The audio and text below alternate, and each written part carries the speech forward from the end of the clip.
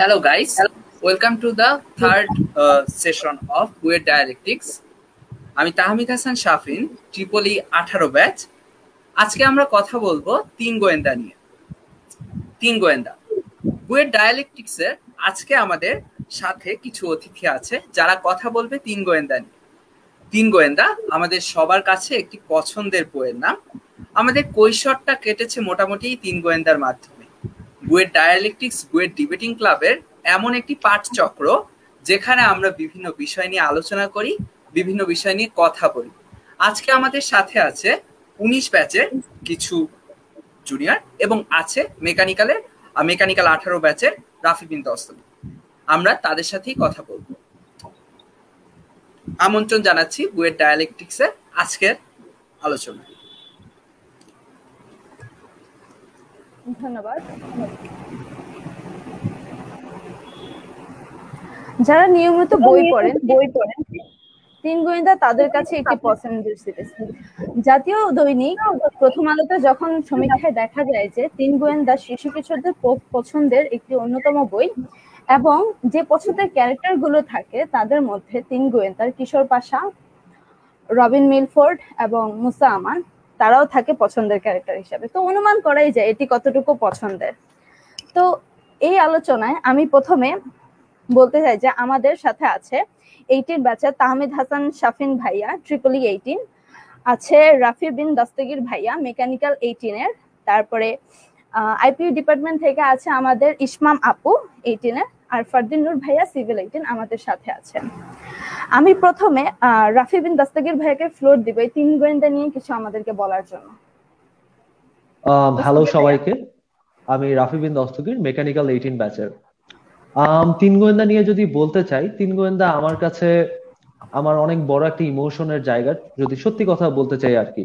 তিন গোয়েন্দার সাথে আমার যাত্রা শুরু হয় অনেক ছোটবেলায়।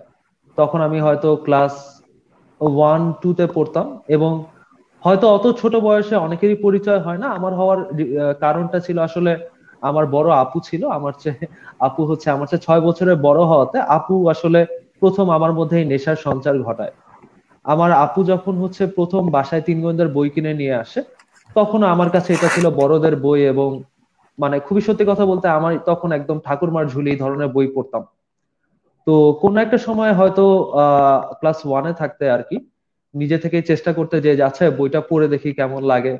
আমি একটা বই হাতে নিই, বইটা ছিল ভলিউম 22 এবং বইটার যে তৃতীয় মানে ভলিউম 22-এর যে তৃতীয় বইটা ছিল আলোর সংকেত, সেটা ছিল আমার পড়া তিন গোয়েন্দার প্রথম বই এবং পড়ে আমার অসম্ভব ভালো লাগে।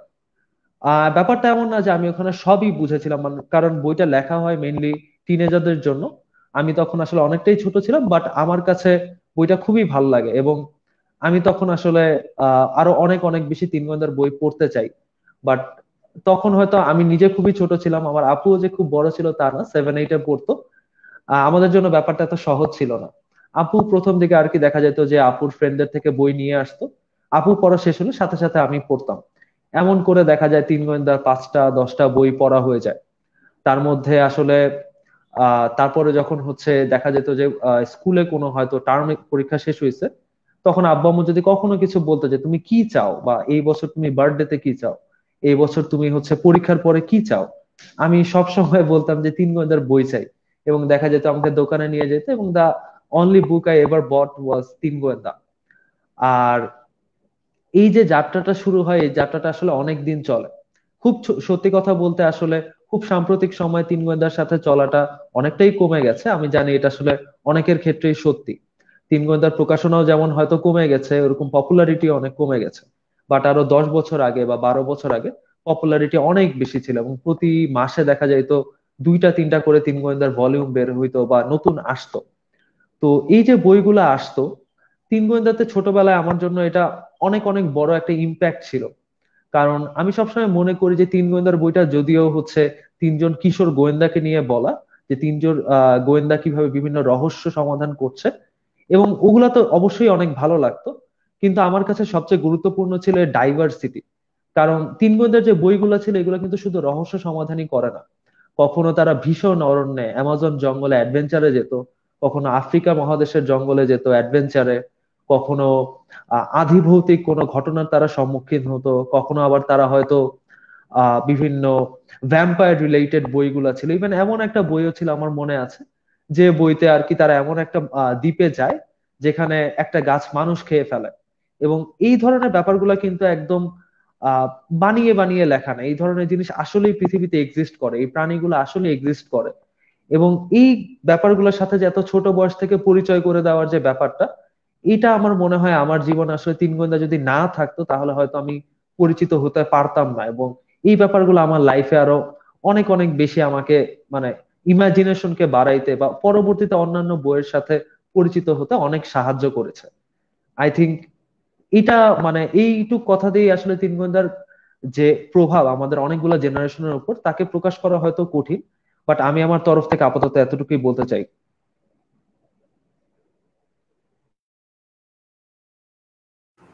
ধন্যবাদ দস্তগীর ভাইয়াকে, তিনি যেভাবে জিনিসটা ব্যাখ্যা করেছেন আসলে আমাদের সামনে এখন মোটামুটি ক্রিস্টাল ক্লিয়ার, বা আমরা এই জিনিসগুলো মনে করতে পারছি যে আমরা যখন এই তিন গোয়েন্দা পড়তাম তখন আমাদের ভেতর কোন অনুভূতিগুলো আসতো সেগুলো দস্তগীর ভাইয়া অসাধারণ ভাবে ফুটিয়ে তুলেছে। দস্তগীর ভাইয়া যেমন বললেন এক একজনের এক এক ভাবে তিন গোয়েন্দা পড়া শুরু, তিনা শুরু তার বড় আপুকে দিয়ে। তা আমি এবার শাফিন ভাইয়ের কাছে জানতে চাবো যে তার তিন গোয়েন্দা পড়ার শুরুটা কিভাবে এবং তিনি এটা কিভাবে কন্টিনিউ করেন। শাফিন ভাইয়া। ধন্যবাদ শাহানা আমাকে ফ্লো দেওয়ার জন্য। তিন গোয়েন্দা বেসিক্যালি আমার পড়া শুরু হয় হচ্ছে ক্লাস 6 থেকে। তিন গোয়েন্দা পড়া আমার জন্য আসলে এটা বলি, সেটা হচ্ছে যে মজার ঘটনা যে কিভাবে আমার তিন গোয়েন্দা পড়া শুরু হয়েছে।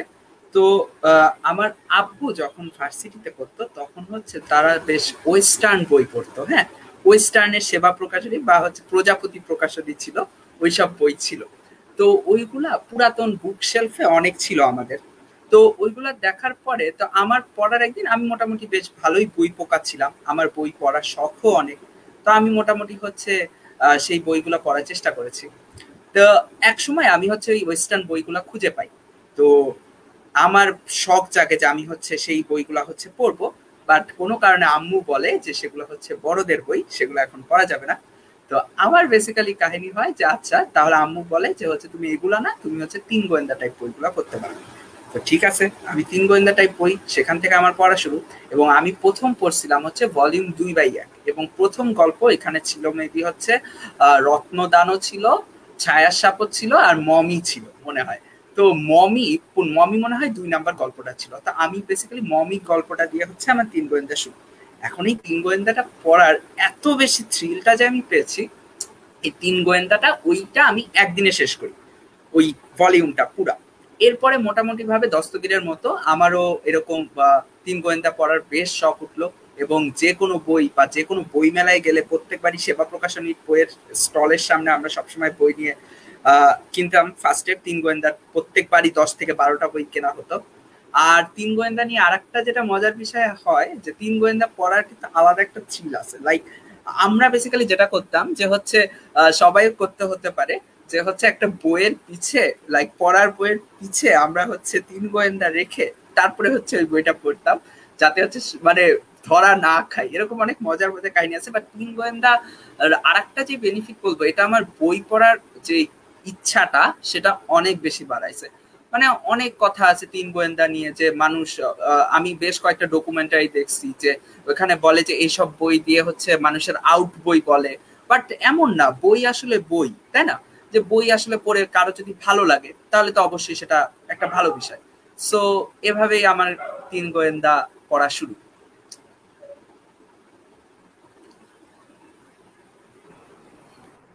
ধন্যবাদ শাফিন ভাইয়াকে তার তিন গোয়েন্দা পড়ার শুরুর গল্পটা আমাদের বললেন। 19 ব্যাচের আমি অভিকে জিজ্ঞেস করব তার তিন গোয়েন্দা পড়ার শুরু কিভাবে, সে যদি কিছুটা আমাদেরকে ব্যাখ্যা করে। আমার তিন গোয়েন্দা পড়া শুরু হয়েছে এটা হচ্ছে ক্লাস 6 বা 7 থেকে। তবে তিন গোয়েন্দা নামটা আমি শুনেছিলাম হচ্ছে প্রায় ক্লাস 3 বা 4 এর দিকে। তখন আমার বড় ভাইয়া পড়তো, বড় ভাইয়া তখন ক্লাস 8-9 পড়তো আর কি। তখন তখন উনি যখন বাসায় এসে পড়তো তখন বাসার সবার বকা খাইতো। উনি ওই তাহমিদ ভাইয়া যেভাবে বললো লুকিয়ে লুকিয়ে বই পড়া, ওটা নিয়ে মানে বাসায় সেই রকমের বকা খাইতো আর কি। তো তো তখন ওটা নিয়ে মাথা ঘামাইতাম না, তখন গ্রামে ছিলাম, তখন তো এই খেলাধুলা নিয়ে ব্যস্ত ছিলাম। এরপরে এরপরে যখন ক্লাস 6-7 উঠি, ভাইয়া এখানে শহরের দিকে চলে আসে। আর আর আমি তখন এই টেবিল ডেস্ক খুলে বইগুলা খুঁজে পাই।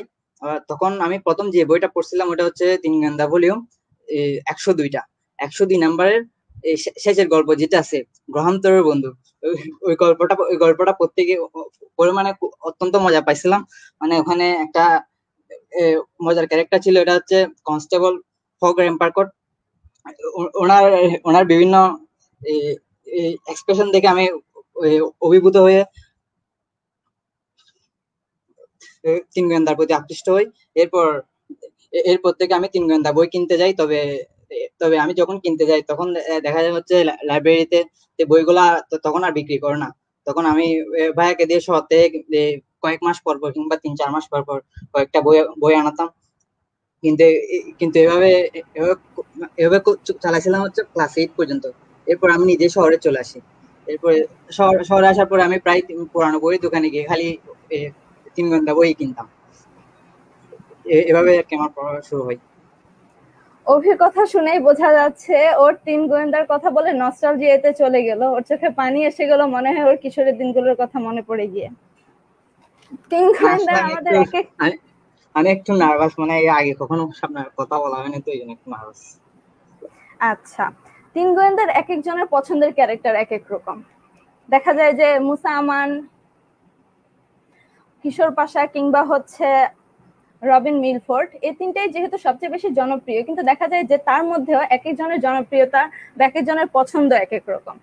তো আমি দস্তগীর ভাইকে জিজ্ঞেস করবো ভাইয়ার হচ্ছে পছন্দের ক্যারেক্টার কোনটা ছিল এবং কেন ভাইয়ার ওই ক্যারেক্টারটাকেই ভালো লাগতো। আমার সবচেয়ে পছন্দের ক্যারেক্টার ছিল রবিন মিলফোর্ড।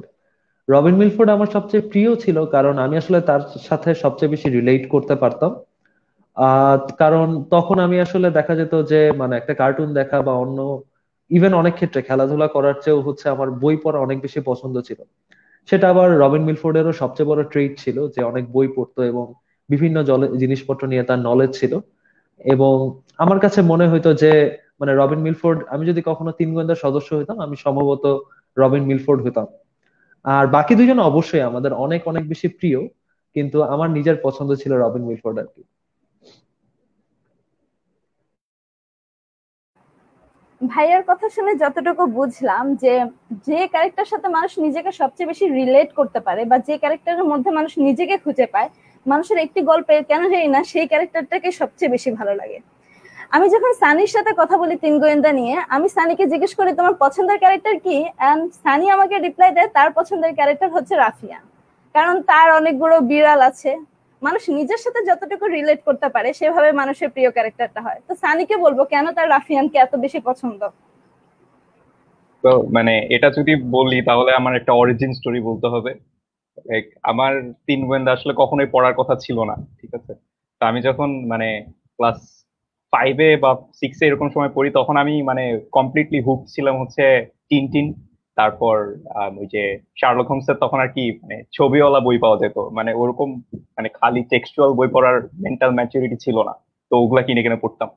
আর ওই যে আমাকে একটা মানে ওই একটা কালচার আর কি গ্রাস করেছিল যে সবাই মানে বিদেশি জিনিসপাতি পড়ে, আমারও বিদেশি জিনিসপাতি পড়তে হবে, দেশীয় জিনিসপাতি পড়লে সে খ্যাত, এরকম একটা মেন্টাল টেন্ডেন্সি ছিল।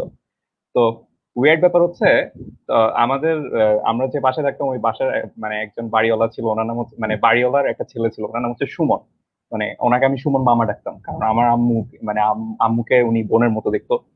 তো উনি হচ্ছে ঢাকা ভার্সিটিতে পড়তেন, তো উনি দেখা গেল যে আমাকে খুব আদর করতেন আর কি।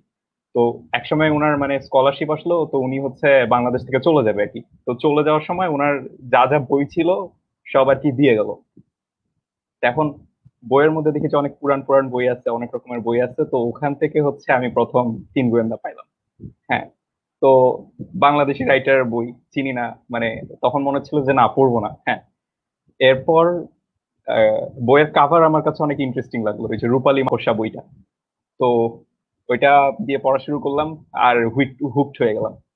তো এরপর মানে এখন যেটা মনে হয় যে আমি আসলে ডিসার্ন করতে পারি না যে কোনটা ফেভারিট ক্যারেক্টার। কখনো কখনো মানে ওই যে শুটকি টেরি আছে, ওকে অনেক ইন্টারেস্টিং লাগে, মানে মনে হয় যে এটা তো মানে এই যে তিন গোয়েন্দা আসলে ফুলফিল হবে না যদি ও না থাকে সুকিটির।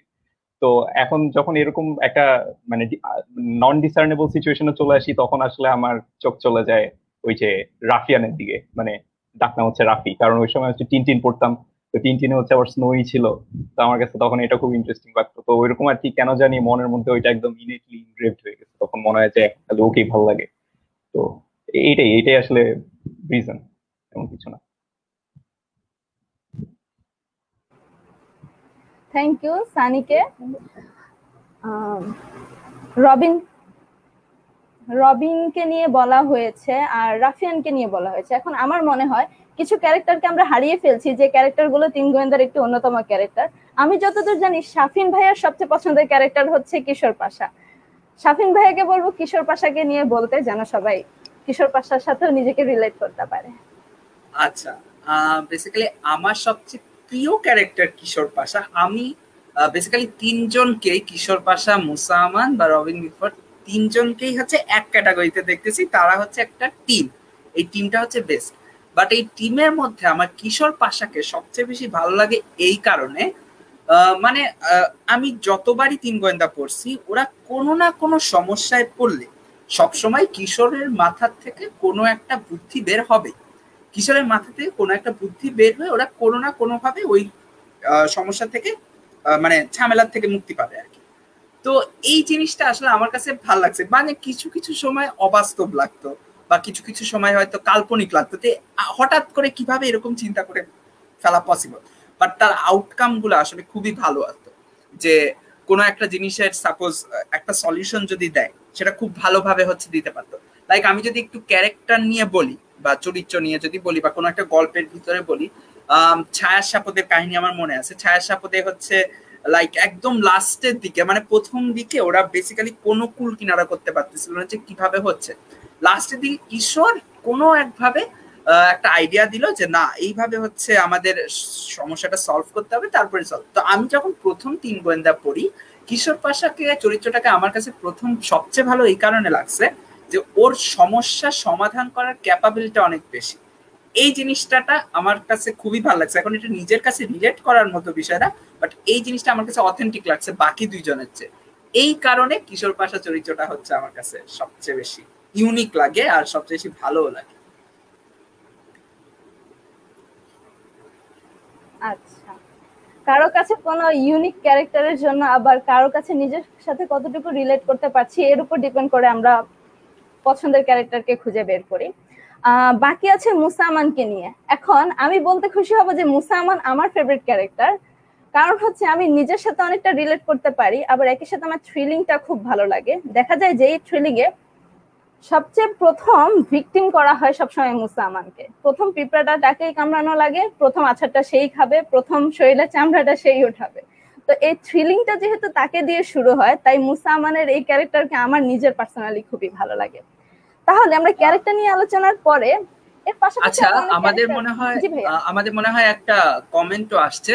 17 ব্যাচের মাহফুজুল কবি সৌরভ ভাইয়া লিখেছেন যে I remember going to my neighbours house to read তিন গোয়েন্দা। আমার নিজের কাছে ছিল না দেখে সারাদিন পাশের বাসায় গিয়ে পড়ে থাকতাম, একদম ম্যাগনেটের মতো আটকে থাকতাম বইয়ে। তো ভাইয়ার এই কমেন্টটা দেখে মনে হচ্ছে। এছাড়া আবরার রূপ, 16 ব্যাচের আবরার রূপ ভাইয়া লিখেছে যে I love this series growing up, don't remember much but this is bringing somethings back. তো আমরা আসলে কমেন্ট পাচ্ছি ভাইয়াদের। জুমানা তানুজা আপু লিখেছে যে those days of finishing books after books in one weekend. তো বিষয়টা আসলে খুবই সুন্দর যে হচ্ছে আমাদের সবার মাঝেই এক একটা প্রজন্মের কাছে তিন গোয়েন্দা কত বেশি ইফেক্ট ফেলেছে। ধ্রুব কামাল লিখেছে যে আমার স্কুলের ফ্রেন্ড রাফিয়া রায়ান আর আমি ক্লাস 6-এ থাকতে লিস্ট বানাইছিলাম যে একটা তিন গোয়েন্দার মতো গ্রুপ খুলতে কি কি ইকুইপমেন্ট লাগবে। একটা লিস্ট বানিয়েছিলাম যে এটা লাস্ট ইয়ার পর্যন্ত যত্নে ছিল।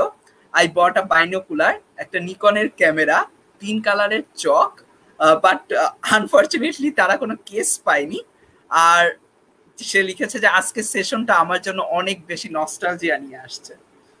তো বিষয়টা আসলে খুবই সুন্দর যে আমাদের সবার একটা কৈশোর জীবনের সাথে তিন গোয়েন্দাটা আসলে খুবই ভালোভাবে রিলেট করে আছে। শাহানা, কন্টিনিউ। জি, আসলে সবার মাঝে এটা নস্টালজিয়া নিয়ে এসেছে, সেটা অভিকে দেখেই বুঝে গেছে। ওর চোখে পানি চলে এসেছিল মনে হয় যখন ও বলতেছিল, ও লুকিয়ে লুকিয়ে পড়তো। তো আমরা ক্যারেক্টার গুলো দেখার পরে যখন দেখি অনেকগুলো গল্পের মধ্যে কারো কারো কিছু গল্প সবচেয়ে বেশি ভালো লাগে, কারণ সেগুলো তাদের মনে থেকে যায় কোনো কোনো বিশেষ কারণে। তো আমি তানভীর স্যারকে জিজ্ঞেস করব তার পছন্দের গল্প কোনটা বা পছন্দের সিরিজ কোনটা যেটা তার সবচেয়ে বেশি ভালো লাগতো এবং এখনো মনে আছে। তানভীর। ধন্যবাদ। পছন্দের গল্প আসলে তিন গোয়েন্দার মধ্যে অ্যাটলিস্ট চুজ করাটা আসলে খুবই কঠিন, কারণ দেখা যায় যে এত বেশি গল্প আর এতগুলোই ভালো লাগে, আসলে ফেভারিট বলা যায় না। বাট একটা গল্প আমার এখনো মনে আছে, মানে এই গল্পটা আমি প্রায় টানা 5-6 বার পড়ছি, মানে এতটা ভালো লাগছিল আমার কাছে। সেটা হচ্ছে কাকাতুয়া রহস্য। ওটা মেবি ভলিউম 3 এর প্রথম খণ্ড এরকম কোনো ইয়াতে ছিল। তো স্টোরিটা ছিল হচ্ছে একজন ইংলিশম্যান, সে একটা আর্ট গ্যালারিতে জব করতো। তো নর্মালি সে একটু রসিকতা করতো তার বসের সাথে। তো একদিনে একটা আর্ট কিনে নিয়ে আসে সে। তো এমনি বাইরে থেকে দেখে মনে হচ্ছিল যে খুবই নর্মাল একটা আর্ট, যে দাম খুব বেশি হবে না, এতে তার বস খুব রেগে যায়। তো সে বলছিল যে এটা একটা ডাবল পেন্টিং, যে এর ভিতরে আরেকটা ছবি লুকানো আছে এবং সেটা প্রমাণ করে দেখাতে পারবে। তো সে পরবর্তীতে এটা প্রমাণ করিয়ে দেখেছিল যে ভিতরে যে ছবিটা আছে ওটা প্রায় 7-8 লাখ ডলারের সমমূল্যের ছবি ছিল। তো কিন্তু যেহেতু একবার তার বস তাকে অপমান করেছে, সে এটা আসলে মেনে নিতে পারেনি এবং সে ওই ছবিটা নিয়েই আমেরিকা পালিয়ে চলে আসে। তো রিভেঞ্জ নেওয়ার জন্য আসলে ওর নাম ছিল হচ্ছে জনস কিছু একটা ছিল, আমি ভুলে গেছি আসলে। তো ওই বই সে কি করে, তার রিভেঞ্জ নেওয়ার জন্য সে একটা প্ল্যান করে যে ছবিটাকে সে লুকায় রাখবে, আর সে 7-8টা ক্লু বানিয়ে 7টা কাকাতুয়াকে সে 7টা বাক্য শিখাবে এবং সেই বাক্যগুলো অনুসরণ করে তাকে এই রহস্যটা সলভ করতে হবে। তো আসলে এই পদ্ধতিটা আমার কাছে খুবই মজার লাগছিল। আসলে প্রতিটা কাকাতুয়ার নাম ছিল স্পেশাল স্পেশাল নাম, যেমন মানে সব ফিকশনাল ক্যারেক্টারের উপরে, যেমন শার্লক হোমস ছিল, লিটল বো পিপ ছিল, স্কারফেস ছিল, রবিন হুড ছিল, ইভেন ব্ল্যাকবিয়ার্ডও ছিল।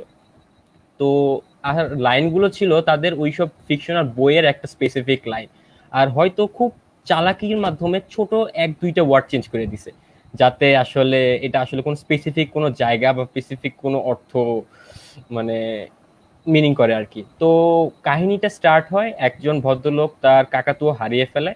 তো তিন গোয়েন্দা ওই কেসটাতে যায়, যে এক নর্মাল কাকাতুয়া হারাইছে, তাদেরকে বলছে এটা খুঁজে দিতে।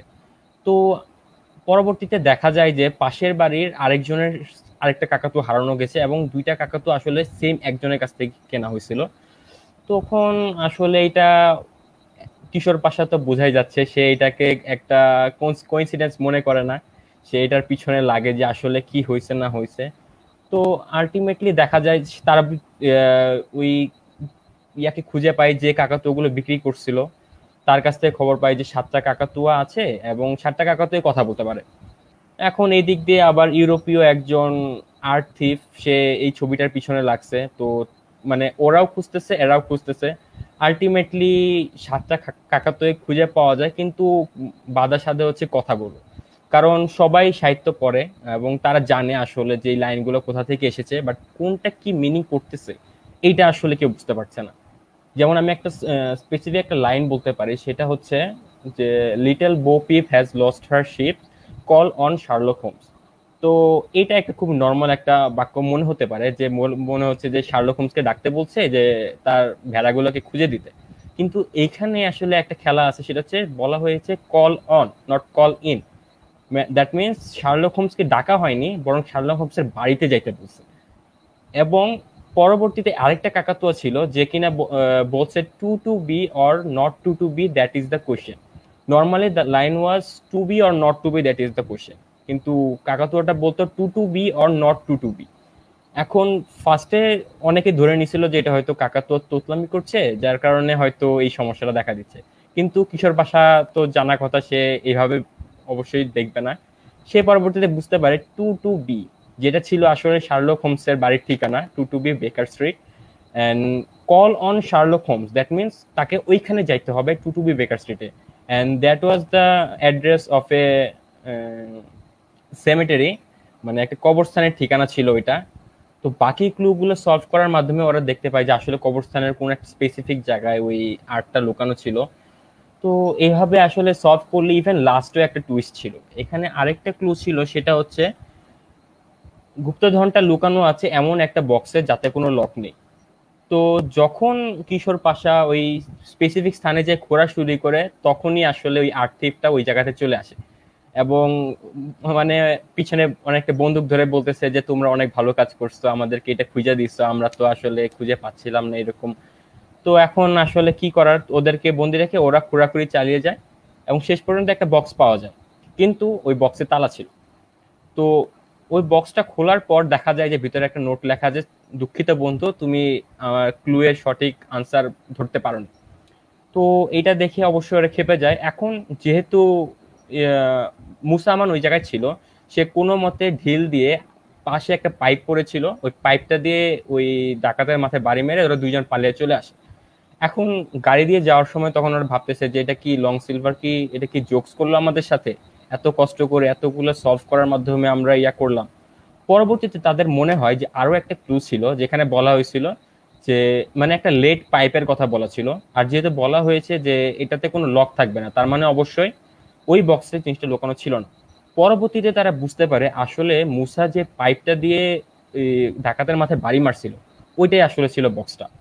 এবং ইভেন ওই বক্সটা তখন মুসার হাতেই ছিল, সে ওইটাকে ছেড়ে দেন ওই গাড়ির ভিতরে। দেন তারা দেখে যে পাইপের মাথার ভিতরে একটা ঢাকনা লাগানো আছে, ওই ঢাকনা খুলে দেখে ভিতরে ক্যানভাসটা ছিল।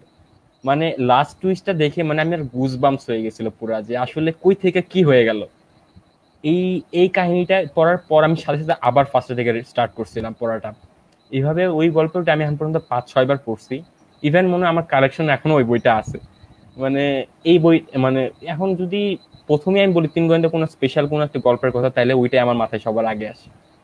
তো এইটাই ছিল আমার ওই ফেভারিট গল্প আর কি। ধন্যবাদ। 18 ব্যাচের শোয়েব আহমেদ তানিম লিখেছে যে আমার ক্লাসে 5-7-এ বড় একটা সময় গিয়েছে তিন গোয়েন্দা পড়ে। আমাদের 4 জনের একটা ছোট গ্রুপ ছিল যেখানে বই দেওয়া নেওয়া চলতো, ইভেন ক্লাস টাইমে বই পড়তাম। তারপর ব্যক্তিগত পছন্দের ভলিউম সম্ভবত 21, আরেক ফ্রাঙ্কেনস্টাইন, মায়াজাল আর সৈকতে সাবধান। একটা আর একটা হচ্ছে সেরা গল্প সেই সাসপেন্স। ধ্রুব কামাল আবার লিখেছে যে জিলা স্কুলের বেতন ডেটে হাফ ক্লাস হতো, প্রতি মাসে ওই দিন আসিফ ইস্তিয়াকের বাসায় গিয়েছি তিন গোয়েন্দার বই আনতে আর কিনতে। আর শোয়েব আহমেদ তানিমের আরো একটা বিষয় আছে, ও বলেছে যে রকিব হাসান শামসুদ্দিন নওয়াবের চেয়ে অনেক বেশি ভালো লেখে। হ্যাঁ, আমাদের আজকের সেশনের একটা অংশ মোটামুটি পুরাটাই যাবে হচ্ছে রকিব হাসান আর শামসুদ্দিন নওয়াবের এইসব কম্পারিজন নিয়ে। আর আসিফ ইস্তিয়াক ভাইয়া লিখেছে যে সেই সব দিনগুলি তো শোয়েব আহমেদ তানিমের কমেন্টে রিপ্লাই দিয়েছে সম্ভবত।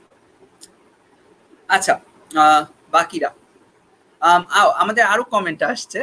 জাফির আনাম লিখেছে আমার জীবনে সত্যিকারের থ্রিল বা কৈশোরের রোমাঞ্চ উপভোগ করা সম্ভব হয়েছে এই তিন গোয়েন্দার মাধ্যমে। হ্যাঁ, তো আচ্ছা শাহানা বাকিটুকু।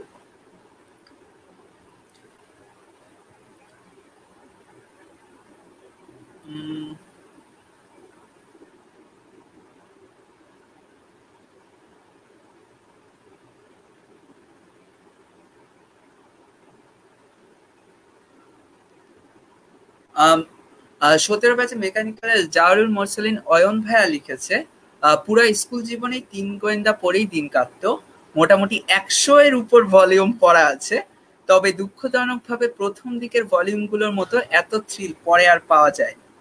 হ্যাঁ অয়ন ভাইয়া, আমাদের সাথেও সেটা মোটামুটি আমরা ইয়া করেছি। আচ্ছা, তিন গোয়েন্দা নিয়ে বেসিক্যালি আরেকটা যে বিষয় নিয়ে আমরা একটু কথা বলতে চাই, যে তিন গোয়েন্দা নিয়ে অনেক কিছু আছে, যেটা হচ্ছে বিদেশি কাহিনী অবলম্বনে লেখা। হ্যাঁ, যার শুরুটা হয়েছিল হচ্ছে 1985 সালে। রকিব হাসান তরুণ লেখক, তখন সে হচ্ছে শুরু করে। তো তখন সেবা প্রকাশনীতে মাসুদ রানা, কুয়াশা, এগুলো ব্যাপক জনপ্রিয় বই ছিল, অনেক বেশি জনপ্রিয় বই ছিল। তো কুয়াশা সিরিজটা শেষ হওয়ার পরে কিশোরদের নিয়ে গোয়েন্দা গল্প লেখার জন্য তো হচ্ছে ওই কাজী আনোয়ার হোসেন আমাদের রকিব হাসানকে হচ্ছে দায়িত্ব দেন যে কিশোরদের জন্য কিছু লিখতে হবে। তো তিনি মোটামুটি হচ্ছে আমেরিকান একটা বইয়ের সিরিজ, সেটা হচ্ছে সম্ভবত হচ্ছে রবার্ট আর্থারের 3 ইনভেস্টিগেটর্স। তো ওই রবার্ট আর্থারের 3 ইনভেস্টিগেটর্স নিয়ে মোটামুটি হচ্ছে তিনি ওইটা নিয়েই পুরাটা হচ্ছে লিখেন। উনি খালি ক্যারেক্টার গুলোর নাম হচ্ছে চেঞ্জ করে দিছিলেন। তো এটা যখন মানুষ জানতে পারে তো তখন প্রায় আচ্ছা তিনি হচ্ছে 2003 সাল পর্যন্ত প্রায় মোট 160টা বই লিখছে, টোটাল 160টা বই হচ্ছে লিখে দিছিলেন। বাট এরপরে সেবা প্রকাশনীর লয়্যালটি সংক্রান্ত একটা ঝামেলায় রকিব হাসান হচ্ছে 3 গোয়েন্দার লেখা বন্ধ করে দেন।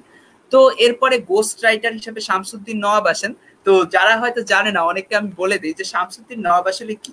শামসুদ্দিন নওয়াব আসলে হচ্ছে একটা গোস্ট রাইটার যার আন্ডারে আরো কতগুলা রাইটার হচ্ছে বই লিখতো, যারা হচ্ছে ওইগুলা এক্সপ্রেস করতো ওদের কথাগুলা, ওটা রকিব হাসান লিখে নেয়। আবার আমি একটা রকিব হাসানের ডকুমেন্টারিতে দেখছিলাম যে রকিব হাসানই ছদ্ম নামে মাঝে মাঝে হচ্ছে শামসুদ্দিন নওয়াবের নামে হয়তো কিছু কিছু বই লিখছে। তো এভাবে অনেকে হয়তো অনেক কিছু কথা বলে আসছে। যাই হোক, তো এরপরে হচ্ছে এখনো বইমেলায় এরকম 3টা ভলিউম আকৃতিতে হচ্ছে একটা ভলিউম, 3টা গল্প মিলে একটা ভলিউম, এভাবে হচ্ছে আমাদের বই পাওয়া যায়। এবং মজার বিষয়, সেবা প্রকাশনীর স্টলের সামনে এখনো অনেক সময় অনেক বেশি ভিড় থাকে আর কি। আচ্ছা, আমাদের সাথে শাহানাম ছিল, সে মনে হয় কোনো কারণে ইন্টারনেট সংক্রান্ত জটিলতায় ডিসকানেক্ট হয়ে গিয়েছে। আচ্ছা, আমি এবার সানির কাছে একটু শুনতে চাই। 3 গোয়েন্দার এই যে তোমার প্রকাশনী সংক্রান্ত বা হচ্ছে 3 গোয়েন্দা নিয়ে নতুন কিছু যদি শেয়ার করতে চাও বা অন্য কোনো কমেন্ট বা কিছু যদি করতে চাও আমাদের সাথে শেয়ার করতে পারো। ভাইয়া তুমি মিউট হয়ে আছো সম্ভবত। খুবই দুঃখিত। হ্যাঁ, ঠিক আছে। 3 গোয়েন্দা নিয়ে মানে মেইনলি যেটা বলার ইয়েতে আমাদের মানে মডার্ন কালচার আর কি, মানে আমি নিজেই এখন যেটা দেখি যে আমার নিজেরও তেমন আর পড়া হয় না। তারপর আমার সমসাময়িক মানে আমার সমবয়সী যারা বা আমার থেকে ছোট যারা, এদের দেখি যে 3 গোয়েন্দা ওরকম পড়া হচ্ছে না এখন। বেসিক্যালি আমরা তো মানে জেনারেশন জি বা জুমার্স, তো দেখা যায় যে আমাদের মধ্যে একটা টেন্ডেন্সি চলে আসছে যে আমাদের ওভারঅল এমনি বই পড়ার টেন্ডেন্সিটাই কমে গেছে। আমরা সবসময় চাই যে ভিজুয়ালি কোনো কিছু একটা হয়ে যাক, খুব দ্রুত চোখের সামনে হয়ে যাবে, দেখে ফেলবো, কাজ শেষ। তো দেখা যাচ্ছে আমরা মানে এটা মাঝে মধ্যে তুলনা করে ফেলি যে একটা মুভি দেখলে মানে দেখা যাচ্ছে একটা নোবেল থেকে একটা মুভি বানানো হয়েছে, তো আমরা ভাবি যে মুভিটা দেখলেই হয়তো আমার নোবেল পড়া হয়ে যাচ্ছে। কিন্তু আসলে নোবেলের মধ্যে অনেক কিছু থাকে যেটা মুভিতে আসলে তুলে আনা সম্ভব হয় না, ঠিক আছে? মানে মানে 10x মানে 10 টাইমস বেশি স্টাফস থাকে যেগুলো আসলে ইমোশন বলি বা যাই বলি ওইটা কখনো আনা সম্ভব হয় না। কিন্তু আমরা আসলে জুমাররা এইসব জিনিস এখন আর মানে অ্যাফিলিয়েটেড হতে চাই না। তো তার মানে ওভারঅল আসলে এই মানে মানে 3 গোয়েন্দার যে কালচারটা ছিল এটা আমাদের মধ্যে আর নাই। মানে এখন আগেরকার মানুষরা যেমন নস্টালজিক হয়ে যায় এটা শুনলে, এখনকার মানুষদের মধ্যে আর ওরকম টেন্ডেন্সিটা নাই। তো আমার মনে হয় যে এটা আমাদের মানে নিউ জেনারেশনের মধ্যে এটাকে আবার রিভাইভ করা দরকার। কারণ না হলে এই যে এখন যে আমরা ধরেন নস্টালজিক হয়ে এরকম কথাবার্তা বলছি, তারপর একটা মানে আমরা সবাই একসাথে ভাইবিং করছি আর কি, কিন্তু এটা তো আর নেক্সট জেনারেশনরা পাবে না। তো এখন একটা হট টপিক হচ্ছে আমাদের দেশে আর কি কমিক ইন্ডাস্ট্রিটা রাইজিং। দেখা যাচ্ছে অনেক বেশি কমিকন হচ্ছে, তারপর ঢাকা কমিক্স অনেক মানে অনেক প্রোগ্রাম অ্যারেঞ্জ করছে। প্যান্ডেমিকের জন্য এখন সব কমে গেছে যদিও, কিন্তু এটা একটা রাইজিং সেক্টর। তো আমার মনে হয় যে যদি কোনোভাবে সামহাও ইনিশিয়েটিভ নিয়ে আমরা যদি এই 3 গোয়েন্দাটাকে আবার রিপপুলারাইজ করতে পারি, মানে রিমার্কেটিং বা রিব্র্যান্ডিং করে। কারণ আমাদের আসলে মানে 3 গোয়েন্দা পড়ার আসলে ফিলটাই অন্যরকম ছিল। আর মানে মাঝখানে আমার মনে হয় একটা টিভি সিরিজ করার কথা ছিল। ইনফ্যাক্ট ওটার অডিশনও চলছিল যে 3 গোয়েন্দা 3জন ক্যারেক্টার কে হবে, এরকম অনেক মার্কেটিং চলছিল যে অডিশনের জন্য, কিন্তু সেটার আর আমরা কোনো এন্ড রেজাল্ট পাই নাই। তো আসলে কালচারটাকে ধরে রাখতে হবে। মানে এটা যদি আমাদের এখনকার যে কালচার, এটার মধ্যে পপ কালচার হিসাবে নতুন ভাবে রিইন্ট্রোডিউস করা যায়, সেটা আসলে একটা অসাধারণ একটা অভিজ্ঞতা হবে। শুধু আমাদের জন্য না, মানে নতুন জেনারেশনের জন্য এটা একটা অসাধারণ একটা গিফট হবে। তো এটাই আসলে আমার মন্তব্য।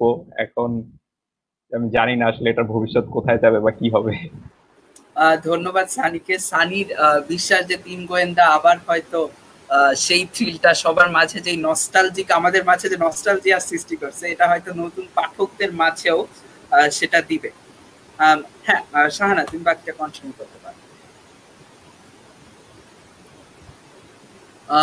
আপু তোমার ভয়েস মনে হয় কোনো কারণে শোনা যাচ্ছে না বা এরকম কিছু। না, আই গেস তুমি মনে হয় লিভ নিয়ে আবার জয়েন দিতে পারো সেক্ষেত্রে। আচ্ছা, দুঃখিত সবাইকে। শাহানা কোনো কারণে মাইক জটিলতার কারণে ডিসকানেক্ট হয়ে গেছে। আচ্ছা, দস্তগীরের কাছে আসি। দস্তগীর, তিন গোয়েন্দার এই যে এত মানে থ্রিলার বা বেশি বাংলা কৃষকদের নিয়ে যে মৌলিক উপন্যাস যে লেখা না, মানে তিন গোয়েন্দা যে আসলে অনেকে বলে নকল গল্প, মানে অনেক সমালোচক অনেক কিছু বলে যে এটা মৌলিক কোনো গল্প না, আমাদের নকল একটা গল্প আছে। সেক্ষেত্রে এখন তাহলে এই আচ্ছা আমাদের আচ্ছা তিন গোয়েন্দা বিষয়ে আর একটা যেটা বলতে ইচ্ছা, যে অনেকে এটা বলে যে হচ্ছে এটা হচ্ছে নকল গল্প।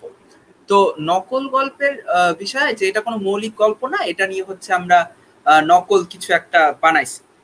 এখন নকল গল্প বলতে আসলে কি বুঝি? নকল গল্প বলতে বুঝি যে আমি বলবো যে এটা আসলে একটা অনুবাদ গ্রন্থ। হ্যাঁ, তো তিন গোয়েন্দা নিয়ে অনেক সমালোচনার অনেক কিছু বলছে। তো যেমন অনেকে তুলনা করে যে হচ্ছে জে.কে রাউলিং আমার হচ্ছে তুমুল জনপ্রিয় হ্যারি পটার সিরিজ লিখে অনেক টাকা কামিয়েছেন, তারপরে তার সিনেমাগুলোতে এক একটা ব্লকবাস্টার ছিল।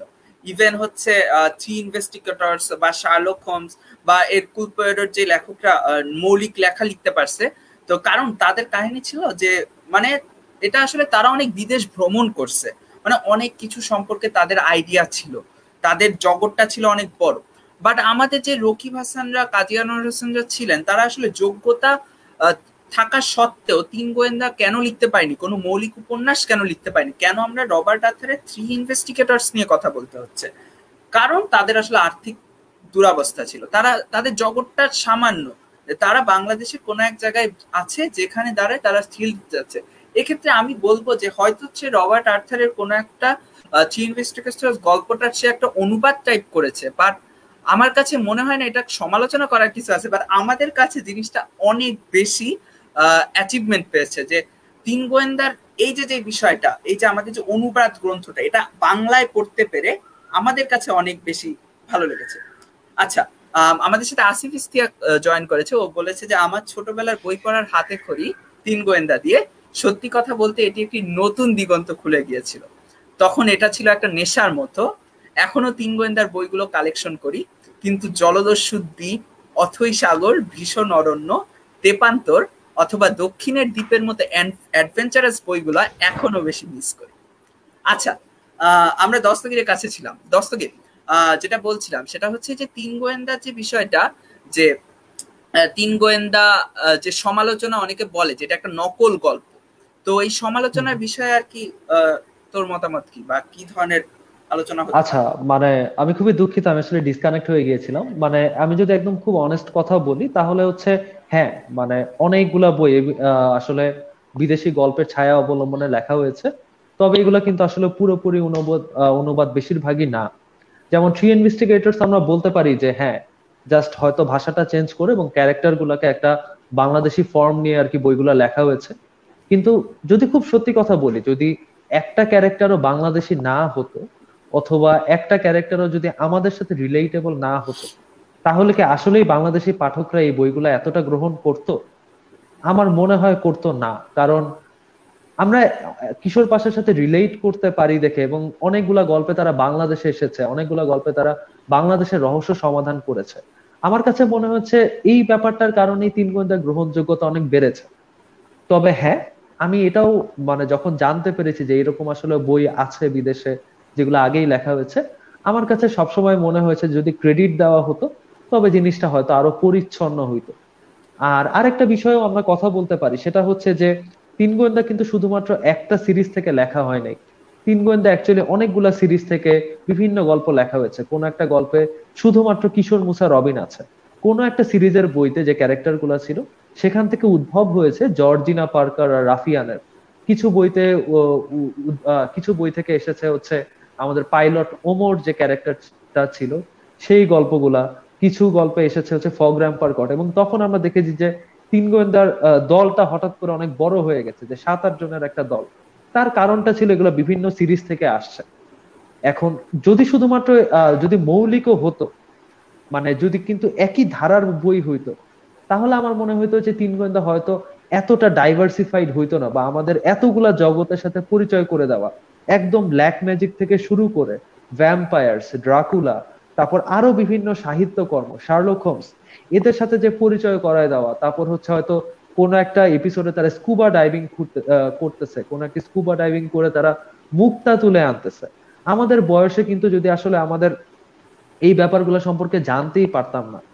এবং এই কারণে আমার মনে হয় যে বিভিন্ন বই থেকে যে লেখা হয়েছে তা তা আসলে এর গ্রহণযোগ্যতাকেও বাড়িয়ে দিয়েছে। কিন্তু আবার এটাও বলতে হয়, যদি এগুলোর প্রপার ক্রেডিট দেওয়া হতো তাহলে অবশ্যই এই জিনিসটা আমার কাছে আরো অনেক বেশি ভালো মনে হতো বা পরিচ্ছন্ন মনে হতো।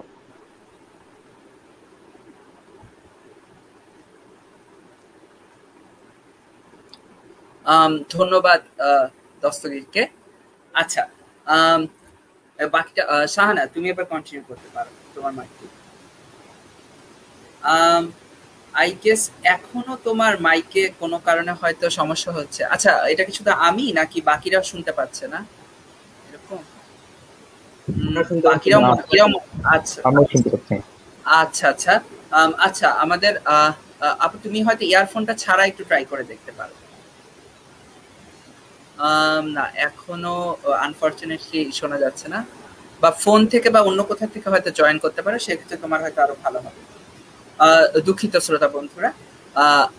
আচ্ছা, আমাদের মাঝে আলামিন প্রিন্স লিখেছে যে ক্লাস 6-7 থাকতে টিফিনের টাকা বাঁচিয়ে কিনতাম এক একটা বই, বা এবং রাত জাগা মানা, তাই কাঁথার নিচে লুকিয়ে লাইট দিয়ে পড়তাম, অসাধারণ সব স্মৃতি। বাহ, ধন্যবাদ আলামিনকে এত সুন্দর একটা কিছু শেয়ার করার জন্য আমাদেরকে। আচ্ছা, আমি এবার অভির কাছে কিছু শুনতে চাই যে তিন গোয়েন্দা সিরিজের প্রথম বইগুলা হয়তো অনেকের কাছে অনেক পাঠক প্রিয় ছিল, এর পরের বইগুলো আস্তে আস্তে হয়তো কিছুটা পাঠক প্রিয়তা হারিয়ে ফেলেছে, বা অনেক কিছুই আছে। তো এই যে তিন গোয়েন্দা নিয়ে তোমার কি মতামত, যে তিন গোয়েন্দা কেন পাঠক প্রিয়তা হচ্ছে হারালো, বা মানে তিন গোয়েন্দার সাথে মানে মানুষের মাঝে আস্তে আস্তে শামসুদ্দিন নওয়াব আসার পরে কিছুটা হয়তো কমে গেছে, বা তিন গোয়েন্দা নিয়ে তোমার কিছু এখন যদি অ্যাড করার থাকে সেটা আমাদের বলতে পারো। এখন কথা হচ্ছে, আমি তিন গোয়েন্দা শুরু করছিলাম হচ্ছে শামসুদ্দিন নওয়াবের বই দিয়ে। তো আমি প্রথমে বুঝতেই পারি না হচ্ছে রকিব হাসান এবং শামসুদ্দিন নওয়াবের পার্থক্য। আমি আসলে লেখকের নামটা পড়তাম না, আমি শুধু বইয়ের পড়াগুলাই পড়তাম।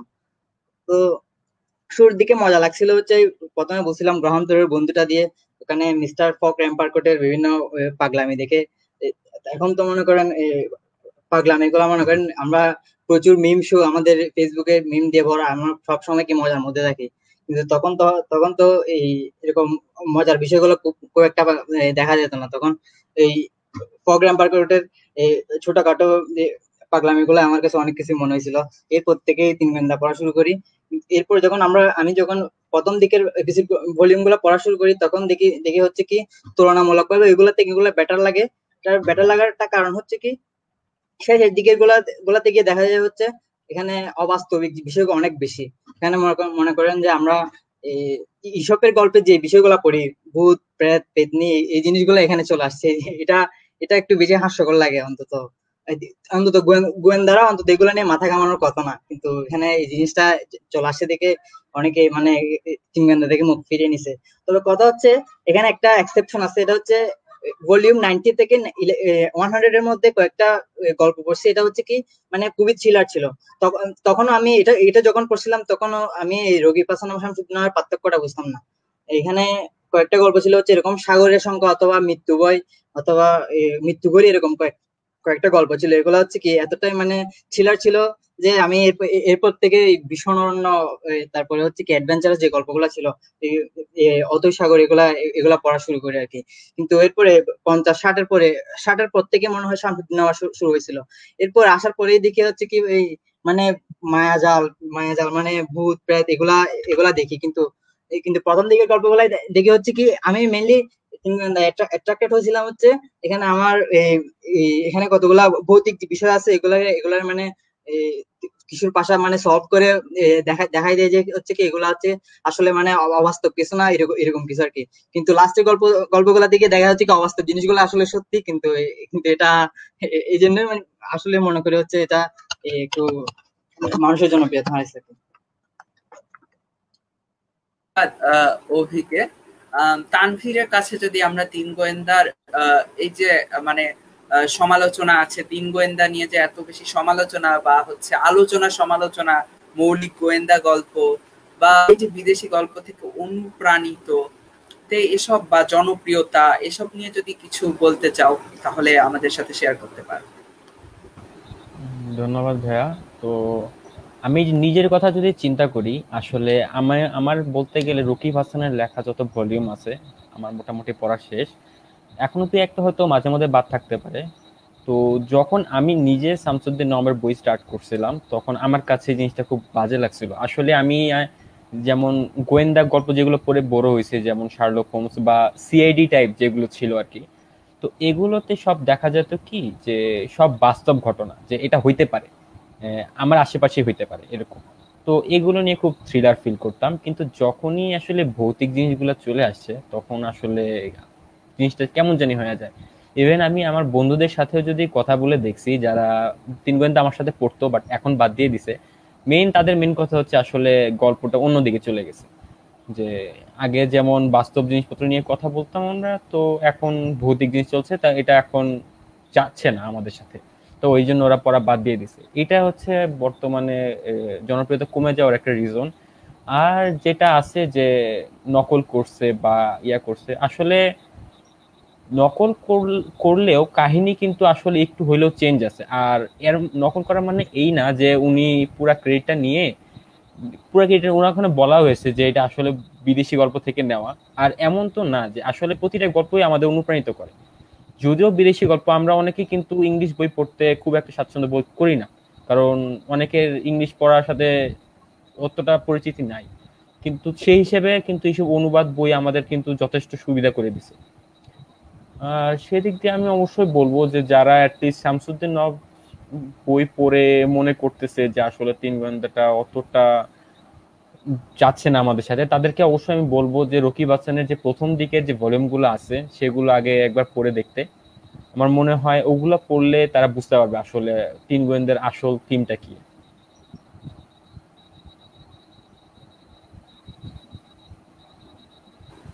ধন্যবাদ তানভীরকে তার মতামতটি শেয়ার করার জন্য আমাদের সাথে। হ্যাঁ, আমাদের মাঝে শাহানা আবার জয়েন করেছে, এখন কথা বলতে পারো, কথা যদি শোনা যায়। ভাই এবার কি শোনা যাচ্ছে? হ্যাঁ হ্যাঁ হ্যাঁ, থ্যাঙ্কস গড শোনা যাচ্ছে। আচ্ছা হ্যাঁ ভাইয়া অনেক দূর কন্টিনিউ করেছে, থ্যাংক ইউ। আসলে এতক্ষণ ধরে আলোচনাগুলো হচ্ছিল কিছুটা এমন যে বিদেশি রাইটার থেকে বইগুলোর মানে গল্পগুলো অনুবাদ করা কিংবা সেগুলো আমাদের উপযোগী করে তোলা কতটুকু জাস্টিফাইড বা কতটুকু ভালো বা কতটুকু খারাপ। তো অনেক তুলনায় আমরা এতক্ষণ ধরে দেখেছি, তো আমাদের মধ্যে থেকে যে কথাগুলো উঠেছে সেগুলো কিছুটা এমন ছিল, আমাদের বিদেশি বইগুলোর সাথে পরিচয় করে দেওয়া হয়েছে এবং আমরা গল্পগুলো নিতে পেরেছি, হোক সেটা অনুবাদ হোক সেটা অনুকরণ কিংবা অনুসরণ, তাই তো। এখন যখন অ্যানালাইসিস করে দেখা যায় যে শামসুদ্দিন নওয়াবের সময় যখন বইগুলো আসে তখন সেগুলোর জনপ্রিয়তা কমে, কিন্তু যখন প্রথম রাইটারের অনুবাদে ছিল রাকিব হাসানের তখন জনপ্রিয়তা অনেক বেশি ছিল। এই জনপ্রিয়তা কমার কারণ কি শুধু রাইটারের চেঞ্জ নাকি অন্য কিছু? দেখা যায় যে তিন গোয়েন্দার মতো পপুলার অন্যান্য গল্পগুলো কেন হতে পারছে না, এবং অন্যান্য গল্পগুলো কি ইংরেজদের অনুবাদ, ইংলিশ কোনো গল্পের অনুবাদ নয় বলেই কি তরুণরা নিতে পারছে না, নাকি বাংলাদেশি বা দেশীয় রাইটারদের গল্পগুলো তরুণদের মধ্যে পপুলার হচ্ছে না? এটা যদি ভাইয়া ব্যাখ্যা করতেন। আচ্ছা, এক্ষেত্রে হয়তো আমরা যেটা করতে পারি যে হচ্ছে তিন গোয়েন্দার জনপ্রিয়তা না হওয়ার বেসিক যে কারণটা আমাদের মাঝে সবার মাঝে মনে হয়, একটু আগে দস্তগীরও হয়তো আমার সাথে একটু পরে অ্যাড করবে বা সানিও অ্যাড করবে, যেটা হচ্ছে যে বর্তমানে আমরা বই পড়া থেকে কিছুটা দূরে আছি, আমরা সবাই বই পড়া থেকে কিছুটা দূরে আছি। এখন আমাদের আগ্রহটা টানতে হবে। আগে যখন আমাদের আগ্রহের কেন্দ্রবিন্দুতে ছিল তিন গোয়েন্দা নামক সিরিজ, এখন আমাদের আগ্রহের কেন্দ্রবিন্দুটা বই পড়া থেকে অনেকটা মুভি দেখে সরে গেছে। তো আমি যেটা মনে করতেছি যে তিন গোয়েন্দাকে আবার যদি কিছুটা জাগ্রত করতে চাই বা কিছুটা মানুষের সামনে আনতে চাই, আমাদের এই প্রজন্মের সাথে কিছুটা খাপ খাওয়াতে হবে। তো সেক্ষেত্রে এমন হতে পারে যে আমরা তিন গোয়েন্দা নিয়ে খুব ভালো একটা কোনো সিরিজ বানাতে পারি বা কোনো বইগুলাকে নতুন ভাবে রিনোভেট করে নিয়ে আসতে পারি। তো অনেক কিছুই করতে পারি আর কি। দস্তগীর, তোর কি মনে হয় কি করা যেতে পারে তিন গোয়েন্দা? আমি আসলে খুব পছন্দ হয়েছে আমার সানির একটা কথা, মানে ও যে আইডিয়াটা দিচ্ছে যে আমাদের কিন্তু আসলে মানে আমরা এটাকে কাইন্ড অফ কমিকের রূপেও নিয়ে আসতে পারি, মানে এটা একটা পসিবিলিটি। আর ও যে আরেকটা পয়েন্টে অল্প একটু কথা বলছে যে আমাদের জেনারেশনের মানুষের মধ্যে আসলে কিন্তু অ্যাটেনশন স্প্যানটা কমে গেছে। আমাদের একটা বই পড়বো, বই পড়ে হচ্ছে ওইটা নিয়ে হচ্ছে অনেক মানে অনেকক্ষণ নিয়ে বসে থাকবে, এই ব্যাপারটাই কমে গেছে। যার কারণে আমরা অনেক বেশি টিভি সিরিজ বা এইদিকে ঝুঁকে গেছি। তো আমরা যদি অবশ্যই একে যদি রেনোভেট করতে পারি হয়তো কমিক আকারে বা অন্য কোনো ফর্মে, টিভি সিরিজ বা মুভির সম্ভবত হচ্ছে কিছু মানে অ্যাটেম্পট নেওয়া হয়েছিল, বাট খুব একটা সফল হয়নি। যদি করা যায় তাহলে তো অসাধারণ হবে, আমরা আবার অনেক আগ্রহ নিয়ে নস্টালজিক হয়ে দেখব।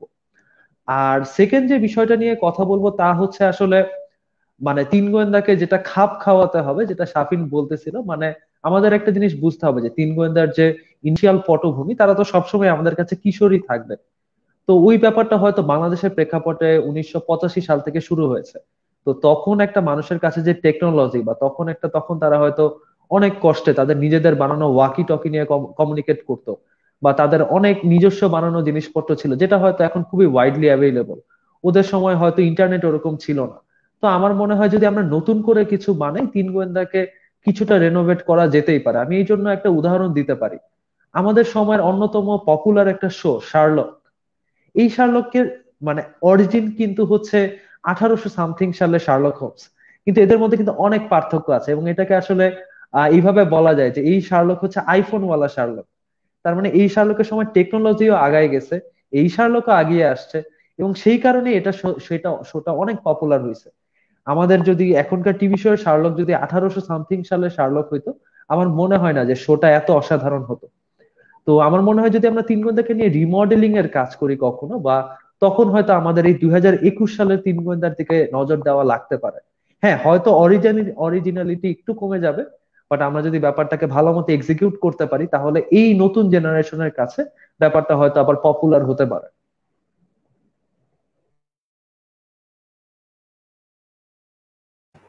ধন্যবাদ দস্তগীর ভাইয়াকে।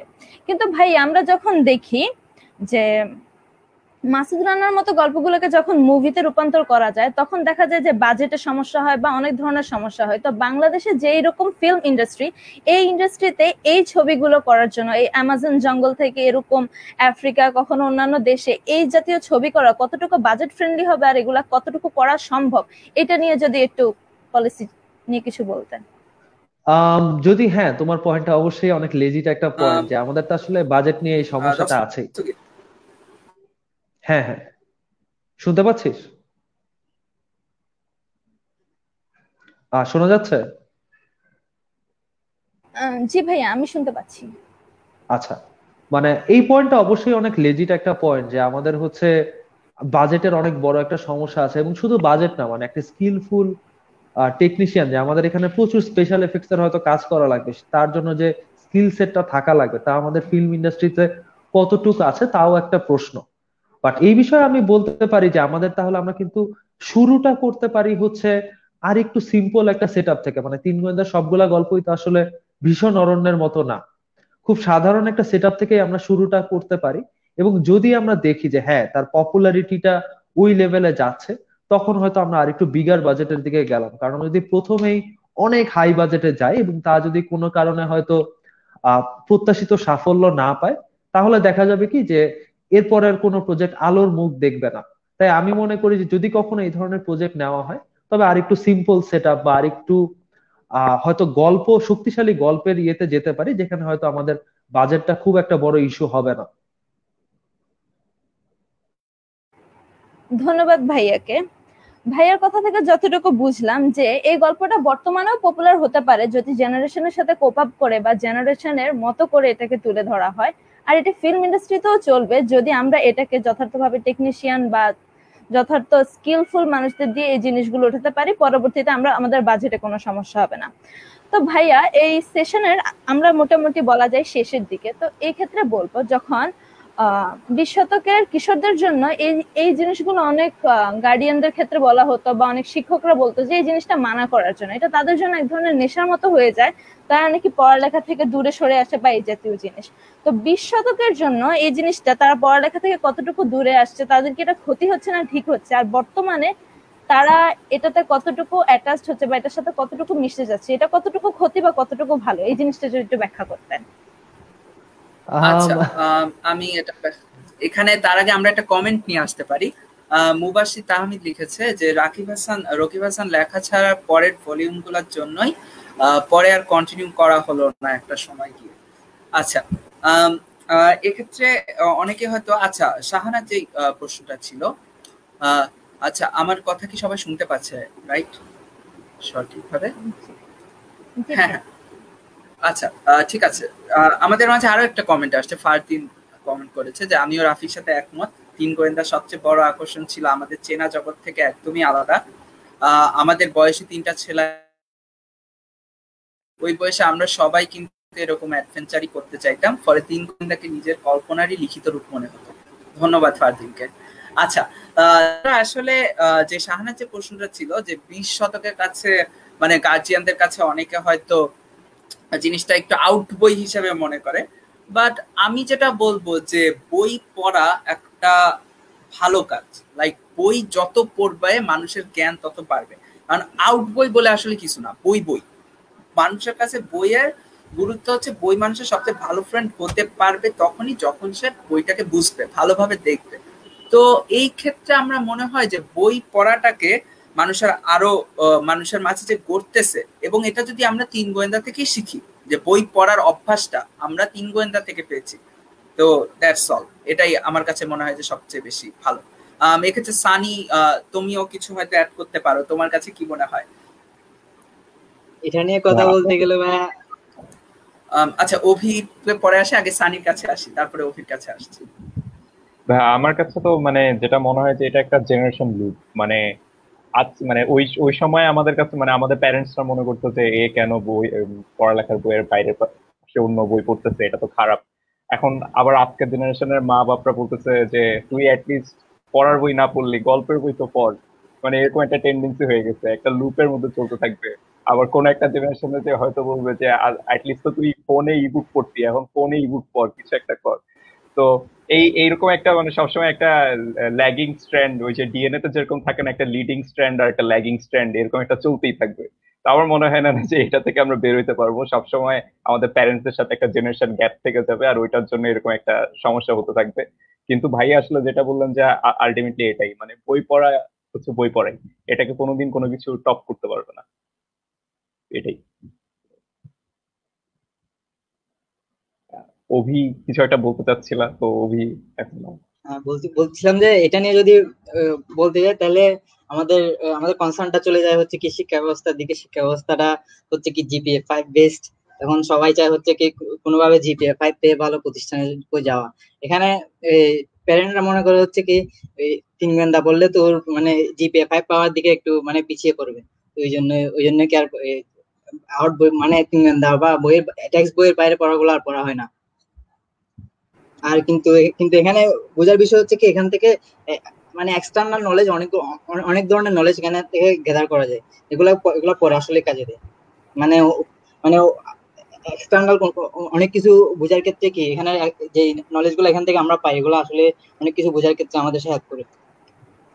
তাহলে অভি, তোমার কাছে একটা প্রশ্ন, সেটা হচ্ছে যে আমরা জিপিএ 5 পাওয়ার জন্য এই বইগুলো থেকে সরে আসছি, তাহলে যে বাচ্চাগুলো জিপিএ 5 পাচ্ছে না, ফেল করছে, সেই বাচ্চাগুলো বা সেই স্টুডেন্ট কিশোরগুলো যে অনলাইনে টাইম স্পেন্ড করছে আর তার বদলে যে তারা একটি বই পড়াকে কিংবা জ্ঞানকে প্রেফার করছে না, এটার কারণটা কি তুমি বলতে পারো? এটা তো হচ্ছে একটা প্যারেন্টদের মাইন্ডসেট। এটা তো আসলে আমাদের ক্ষেত্রে যদি চিন্তা করি, আমরা যে পড়ালেখার জন্য পড়ালেখা করার ক্ষেত্রে যে ফোন বা ইন্টারনেট অলওয়েজ ফোন বা ইন্টারনেট ইউজ করতে গিয়ে যে ঘন্টার পর ঘন্টা এখানে ইন্টারনেটে কাটিয়ে দিই, কিন্তু পড়ালেখা না করি, তখন সেটাও কি এখানে এটার সাথে মিলে না মানে ঘটনাটা। কিন্তু কথা হচ্ছে প্যারেন্টরা চিন্তা করে হচ্ছে কি ওরা অলওয়েজ কি পড়ালেখার মধ্যে থাকবে, মানে এক্সটার্নাল বই পড়তে পারবে না, এটা আর কি। এটা জাস্ট একটা মাইন্ডসেট। এটা তো মানে এই প্রপাগান্ডার মতো আর কি। এটা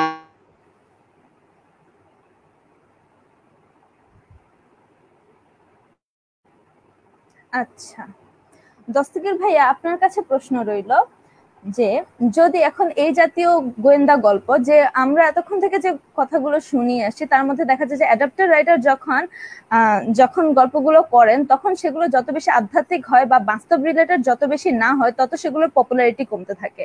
যদি এমন গোয়েন্দা গল্প ভবিষ্যতে আসতে থাকে যেগুলো বাস্তব রিলেটেড এবং আমাদের জেনারেশনের সাথে অনেক বেশি রিলেটেড, তাহলে কি ওই কমিকগুলো পড়ার কি জনপ্রিয়তা থাকবে, বা এই গোয়েন্দা গল্পের ভবিষ্যৎ কি হতে পারে এবং আমাদের পরের জেনারেশন এই গোয়েন্দা গল্পের সাথে নিজেদেরকে কতটুকু রিলেট করতে পারবে, এই জিনিসগুলো যদি আপনি বলতেন। যদি আমি খুব অনেস্টলি বলি যে আমাদের হচ্ছে, হ্যাঁ সেটা হবে আমাদের প্রথম স্টেপ, যে আমার হচ্ছে এই জেনারেশনের জন্য বইটা লেখা। বাট আমাদের জন্য যেটা এখন বুঝতে হবে যে আমাদের ওভারঅল 2021 সালে এসে বই পড়ার টেন্ডেন্সিটা কমে গেছে। একটা আমাদের মানে এখন যদি একটা 11-12 বছর বা একজন টিনেজার মানুষকে হচ্ছে যদি জিজ্ঞেস করা হয় যে সে কতটুক সময় বই পড়ে, অথবা সে কতটুক সময় আসলে টিভি দেখে, বা সে কতটুক সময় ফেসবুকে কাটায়, কতটুক সময় সে টিভি সিরিজ দেখে, আমার ধারণা বইয়ের পড়ার পরিমাণটা অনেক কম হবে। মানে এটা যদি একদম অনেস্ট একটা রিভিউ করা হয়। তো এই কারণে আমাদের হচ্ছে, হ্যাঁ বইগুলোকে অবশ্যই রিমডেল করা গেলে খুবই ভালো হয়, কিন্তু রিমডেলিং এর কোয়ালিটি যেমন ভালো হওয়া লাগবে, আবার এগুলার প্রপার প্রমোশন হওয়া দরকার। কারণ না হলে আমাদের তো বইটা ভালো কি খারাপ এটা বোঝার জন্য তো বইটা পড়তে হবে। আমাদের নেক্সট জেনারেশন যদি বইটাই না পড়ে তাহলে তো সে জানবেও না যে হ্যাঁ বইটা ভালো। তো এই কারণে আমার ধারণা হচ্ছে যদি হচ্ছে এগুলাকে কোনো ওয়েতে রিমডেল করা যায় যে বই বা কমিক আকারে, তাহলে অবশ্যই একটা মার্কেটিং টিম থাকা লাগবে যারা আসলেই হচ্ছে কাজ করবে যে কিভাবে এই জেনারেশনকে আবার বইয়ের দিকে নিয়ে আসা যায়। এবং এই যে সমস্যাটা যে মানুষ বই থেকে দূরে সরে যাচ্ছে, সমস্যাটা কিন্তু ওয়ার্ল্ড ওয়াইড। মানে প্রতি দেশে অনেক অনেক ভালো বই লেখা হচ্ছে, বাট আগের তুলনায় সব জায়গাতেই বই কেনার পরিমাণ অনেক কমে যাচ্ছে। তো এটা নিয়ে আসলে অনেক লম্বা একটা প্রসেস হবে, এবং কতটুকু সাকসেসফুল হবে এটার জন্য আসলে অনেকগুলা ভ্যারিয়েবল আছে। বাট আমার মনে হয় যে প্রথম দুইটা স্টেপ হবে, একটা হচ্ছে হয়তো বইগুলাকে হচ্ছে এই মানে আধিভৌতিক ব্যাপার থেকে নিয়ে এসে আরেকটু রিয়েলিস্টিক করা, যেটা রকিব হাসানের প্রথম দিকের বইয়ে ছিল। আর সেকেন্ড স্টেপ হবে এগুলাকে আবার প্রপারলি মার্কেটিং করা।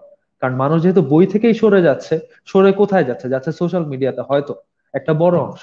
তাহলে সোশ্যাল মিডিয়াতে আবার মার্কেটিং করে তাদেরকে আবার বইতে নিয়ে আসা যেতে পারে। তারপরে স্টেপ গুলা হয়তো এই দুটো স্টেপে কি রেজাল্ট আসে তার উপর ভিত্তি করে আমরা ঠিক করতে পারি। আমরাও বর্তমানে সোশ্যাল মিডিয়াতে এই বইগুলোরই পাবলিসিটি করছি বলা যায়, তাহলে আমরা এটির কিছু ধরনের এগিয়ে আছি। ভাইয়া, আরেকটা জিনিস আমরা দেখি বর্তমানে ইউটিউবে এক ধরনের পপুলারিটি থাকে, আবার অডিও বুক বা রেডিও জাতীয় জিনিসে যে এই জেনারেশনের এক ধরনের মানে ঝুঁকে পড়ার বা শোনার একটা প্রবণতা থাকে। তাহলে এই বইগুলোকে আমরা অডিও বুক হিসাবে রাখতে পারি কিনা, তাহলে এটা কতটুকু পপুলারিটি পেতে পারে?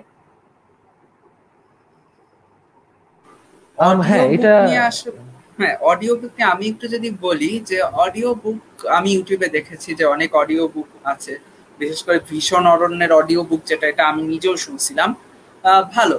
বাট বইকে আসলে শোনার যে জিনিসটা, মানে বই নিজে পড়ে সেটা নিজের মাঝখানে যে একটা কল্পনার জগৎ যে তৈরি করার বিষয়টা, এটা হয়তো অডিও বুকের মাঝে কিছুটা হয়তো নাও থাকতে পারে।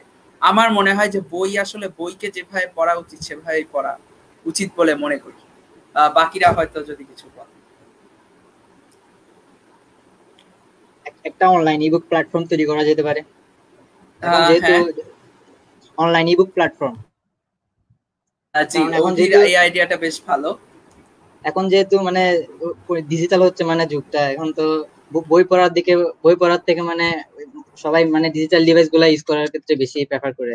তখন মানে বই না পড়ে যদি অনলাইন ডিজিটাল মানে ডিজিটাল একটা প্ল্যাটফর্ম তৈরি করা যায়, তখন এই সাবস্ক্রিপশন টাইপের এবং কিছু একটা রাখা যায়, ওটা কাজে দিতে পারে মানে ভবিষ্যতে।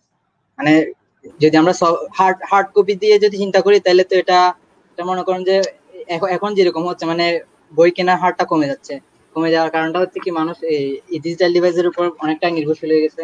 এখন এটা অনেকটা এডিকশনের মতো। এখন এই এডিকশন থেকে তো বের হওয়াতে অনেকটা ইম্পসিবল হয়ে গেছে এখন বলা যায়। ইম্পসিবল হওয়ার পিছনে আরো কারণ আছে, হচ্ছে এটার উপর আমরা অনেক কাজের জন্য নির্ভরশীল। এই জন্য যদি আমরা এই কাজটা যদি মানে ডিজিটাল হিসেবে করি, তাহলে এটা মানে ফলপ্রসূ হবে। ধন্যবাদ অভিকে। আমাদের অনুষ্ঠানটি প্রায় একদম শেষ পর্যায়ে চলে আসছে, তো আমরা আসলে আমাদের এই 6 জন মানুষকে অনেক ধন্যবাদ দিতে চাই। সবাইকে যদি একদম শেষ কোনো লাস্ট কোনো কথা বলে যদি শেষ করতে চাই কেউ কিছু, আমি তানভীরকে দিয়ে শুরু করছি। তানভীর, একদম শেষ কথা, লাস্ট কথা, এক লাইনের 3 গোয়েন্দা নিয়ে। ভাইয়া, 3 গোয়েন্দা অবশ্যই আমাদের জীবনের একটা চরম মুহূর্ত ছিল। আশা করি সবাই এটা ধরে রাখবে এবং পরবর্তী জেনারেশনকে আমরা চাইলে এটা দিয়ে পরিচয় করাতে পারি তাদেরকে বই সরবরাহ করার মাধ্যমে, যেমনটা আমাদের ক্ষেত্রে হয়েছিল। তো ট্রাই করব আমরা এই 3 গোয়েন্দার লেগেসিটাকে চালিয়ে যাওয়ার জন্য।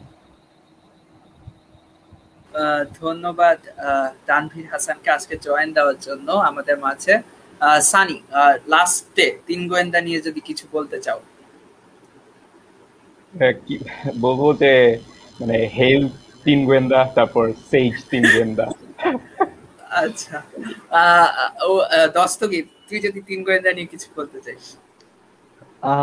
3 গোয়েন্দা নিয়ে বলতে গেলে আসলে আমাদের কমেন্ট সেকশনে আমাদের যারা ভিউয়ার আছে তারা যে কথাটা বলেছে ওই সময়টাকে অনেক বেশি মিস করি। অ্যান্ড 3 গোয়েন্দার কারণে আমাদের যে আসলে ওই সময় নলেজ এন্ড আউটলুক এবং অনেক নতুন, মানে এত নতুন কিছু জানছি 3 গোয়েন্দার মাধ্যমে, এটা আসলে হইতো না। So for ever ইনডেপ্টেড। আচ্ছা, তো ধন্যবাদ আজকে সবাইকে। আজকে আমাদের ব্যাক স্টেজে ইসমাম তাসনিম ছিল, সে আমাদের পুরা শোটাই বেশ সুন্দরভাবে মেইনটেইন করেছে। আমরা তাকে ধন্যবাদ জানাই। এবং আমাদের সাথে 19 ব্যাচে যেই ভাইয়াপুরা ছিল তারা খুবই সুন্দরভাবে শোটি হ্যান্ডেল করেছে, তো তাদেরকেও ধন্যবাদ জানাচ্ছি। বুয়েট ডায়ালেকটিক্স এর আজকের আয়োজন 3 গোয়েন্দা নিয়ে আমাদের এখানেই শেষ। আমি ফ্লোর পুরাপুরি শাহানাকে দিয়ে যাচ্ছি, সে যদি কোনো সমাপ্তি বক্তব্য দিয়ে দিতে পারে এবং লাইভ সেশনটি শেষ করে। ধন্যবাদ সবাইকে। 3 গোয়েন্দা আমাদের অনেকের জন্যই একটি নস্টালজিয়ার ব্যাপার আর কিশোরের দিনগুলোর কথা মনে করিয়ে দেয়, কিন্তু আমরা কখনোই চাইবো না যে আমাদের নেক্সট জেনারেশনের জন্য এমন কোনো কিশোরের দিনগুলোর কথা কিংবা তাদের এমন কোনো যেন এক্সপিরিয়েন্স না হয়, সেটা আমরা চাইবো না। আমরা চাইবো তারাও এমন কিছুর মধ্যে দিয়ে যাক, সেটা যেন বর্তমানে ঘন্টার পর ঘন্টা সোশ্যাল মিডিয়ায় পার করা দিনগুলো না হয়। তাই আমরা চেষ্টা করব বা আমরা চাচ্ছি যে এটার কোনো সংস্করণ হোক, এগুলো হয়তো নতুন কোনো মাধ্যম পাক, বর্তমান জেনারেশনের প্রেফারেবল মাধ্যমগুলোর মধ্যেই এগুলো আবার ফুটে উঠুক, এটাই আমাদের চাওয়া। তো ধন্যবাদ শাফিন ভাইয়াকে, ধন্যবাদ দস্তগীর ভাইয়াকে এবং ফারদিন নূর ভাইয়া, ইসমাম আপু এবং সবাইকে, এবং 19 আমাদের সাথে সানি, অভি আর তানভীরকে আমাদের সাথে অনেকক্ষণ গল্প করার জন্য। আশা করি অডিয়েন্স অনেক পছন্দ করেছে আমাদের এই সেশনটি। আশা করি আপনারা আরো শুনবেন, আরো ভালো লাগবে, আর আমরা এরকম সেশন চালিয়ে যাওয়ার চেষ্টা করব। ধন্যবাদ সবাইকে।